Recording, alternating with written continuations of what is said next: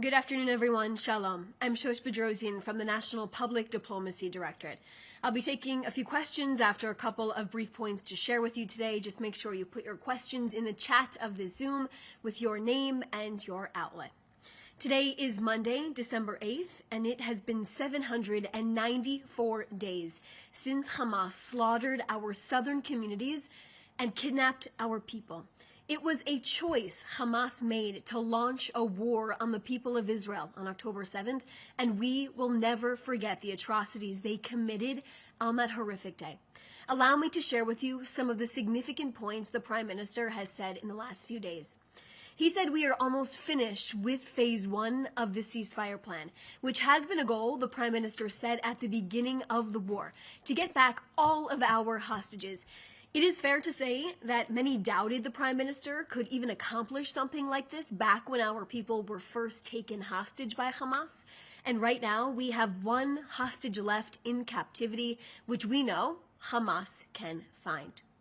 Master Sergeant Ron Gavili is still being held in Gaza, and he must be brought home for a proper, dignified burial. Prime Minister Netanyahu is frequently in touch with his family and is determined to help them close this horrific, this painful 2-year circle they have been forced into.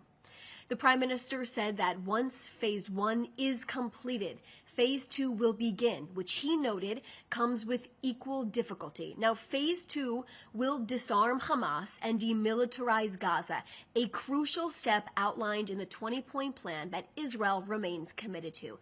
The Prime Minister has made it very, very clear. This phase of the plan can happen either the easy way or it can happen the hard way. But there will be an end to Hamas's rule inside of the Gaza Strip and a different future for the Palestinian people and the future of security for the State of Israel as well. Israel will continue to uphold our side of the ceasefire as Hamas continues to violate it on a daily basis. A ceasefire has been in place for 2 months now, but terrorists continue to attack our soldiers and cross the yellow line into the IDF-controlled area inside of the Gaza Strip. Israel will continue to act in self-defense against these terrorists. I can share with you that the Prime Minister will meet with President Trump on Monday, December 29th. They will discuss the future steps and phases and the international stabilization force of the ceasefire plan. Let's remember how this ceasefire plan came to be. With the military pressure Prime Minister Netanyahu put on Hamas while our troops entered their stronghold of Gaza City, and the diplomatic pressure President Trump put on Hamas. This is why we are here. We cannot forget how we got here. The third phase of this plan will be focused on the de-radicalization of the Gaza Strip. It's something the Prime Minister discussed in detail with the German Chancellor on Sunday in their highly successful and positive meeting here in Jerusalem. Now, the two world leaders had an open and honest conversation about the close cooperation Germany and Israel have together. In particular, the Arrow 3 missile defense system being deployed in Germany. In fact, it is more than just a defense system. It declares that Israel's expertise protects Europe as well. Now, despite international turbulence, Israel continues to uphold these types of crucial relationships. The Prime Minister and the Chancellor also discussed the defense cooperation between our two countries and the advanced economies both countries also continue to maintain. Now, next, I can share with you that Prime Minister Netanyahu met this afternoon with the U.S. Ambassador to the UN, Mike Waltz, here in Jerusalem. Their meeting was also attended by the Deputy National Security Council Chief and the Israeli Ambassador to the UN, Dani Danon, and U.S. Ambassador to Israel, Mike Huckabee. Israel thanked the United States for their strong and steadfast alliance and partnership. The relationship is stronger than ever and grounded in shared values and an uncompromising pursuit of both security and peace for our countries and for the entire free world. Both sides committed to enhancing their collaboration at the United Nations to maximize their effectiveness, and the Israeli team shared with Ambassador Waltz that Israel did not appreciate the latest comments made by Ambassador Tom Barrack in Doha yesterday. I'll now take a few questions. Okay, first question from Joel Pollack from California Post. Does the Prime Minister have a comment about last week's anti-Semitic and violent protest against a synagogue in Los Angeles last week?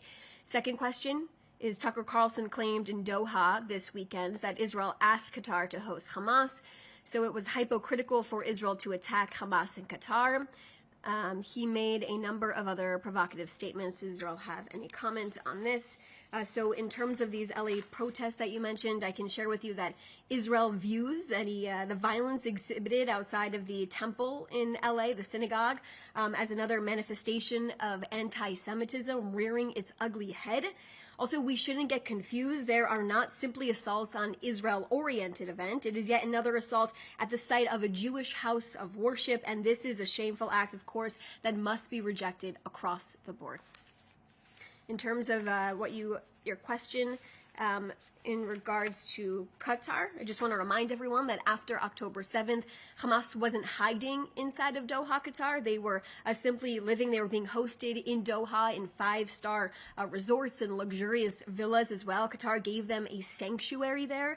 And, of course, like I said, just reiterates my statement on that, Joel.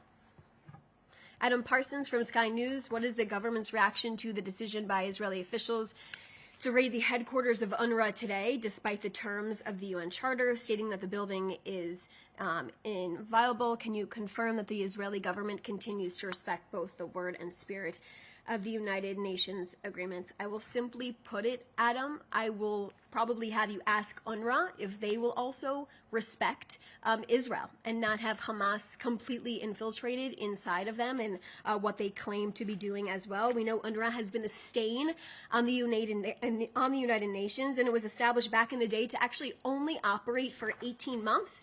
It's now existed for more than 75 years. And instead of solving a temporary issue, it's perpetuated the problem.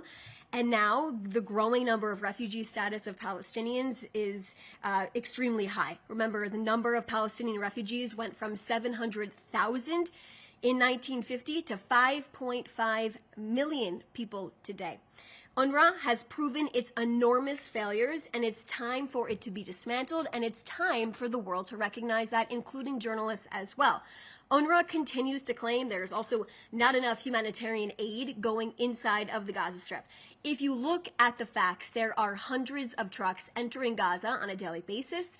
There are thousands of trucks entering Gaza on a weekly basis. The aid is entering Gaza freely and without the help from UN agencies that terrorists have embedded themselves into.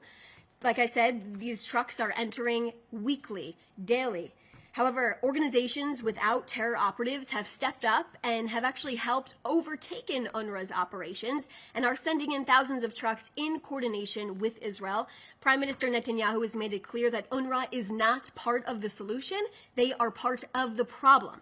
There is a direct connection between UNRWA and Hamas inside of the Gaza Strip, with nearly every terrorist that crossed into Israeli territory to commit genocidal acts against our people on October 7th were, in fact, an UNRWA school graduate.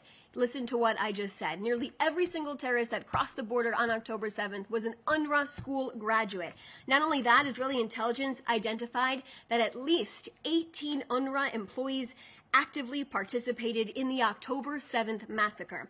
Also, our findings, our intelligence points to the fact that 12% of UNRWA employees in Gaza are members of Hamas or other terror factions and designated terror organizations as well. I also want to continue to tell our journalists specifically about these employees of UNRWA who decided to cross our border on October 7th and invade our communities. One of them was a social worker. We have it on surveillance video of an UNRWA social worker picking up a limpless, lifeless body of one of our then hostages at the time, Jonathan Samarano, and bringing him into, dragging him into a car on Kibbutz Be'eri, bringing him into Gaza. An UNRWA social worker, this is a person who works with this apparent refugee organization, a social worker picking up a dead body and then bringing it into Gaza to be held as a hostage for almost 2 years? Let's talk about that. And also, I expect journalists to report on UNRWA, and specifically the Hamas infiltration as well. Okay, so this is from Matthew Duran from ABC Australia. Can the Israeli government comment on reports that anti-Hamas militia members are surrendering to Hamas in Gaza following the killing of Yasser Abu Shabab, the leader of the Israeli-backed Popular Forces? Is the Israeli government concerned this could further destabilize Gaza and force Israel to rethink its policy of supporting these groups? We've answered these questions in the past. Can you confirm Israeli support for the Popular Forces? Just answer that question, Steve. Japanese TV is Prime Minister Netanyahu will meet with Egyptian President Sisi in the United States. I can't comment on his schedule at this point in time, but I shared with you the information that I could. Okay, thank you so much, everyone, for joining us. I appreciate your time. If you have any other questions, please feel free to reach out to us.